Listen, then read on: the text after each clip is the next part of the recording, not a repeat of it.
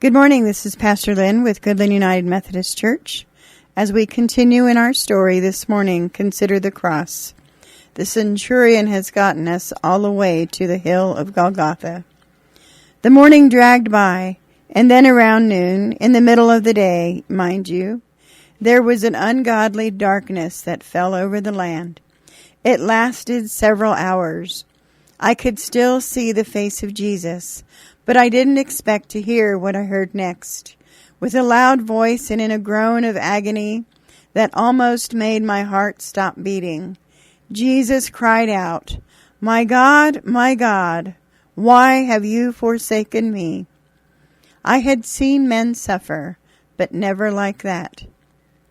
Again I wondered, how could this be God's Son? Suddenly he did show one human feeling when he said, "I thirst." One of my men took a sponge, dipped it into some sour wine, held it up to his lips on a reed. With that, Jesus seemed to have a sigh of relief, like someone who had just completed a back-breaking task.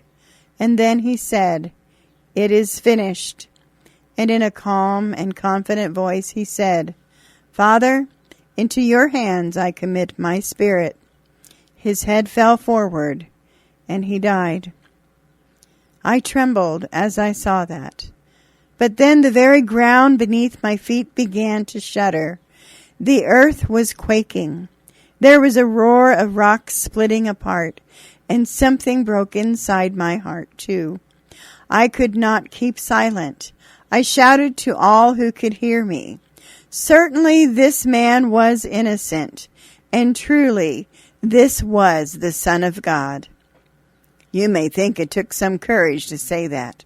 After all, my statement was a word of judgment against those who had judged and abused Jesus, but didn't give me any credit for it.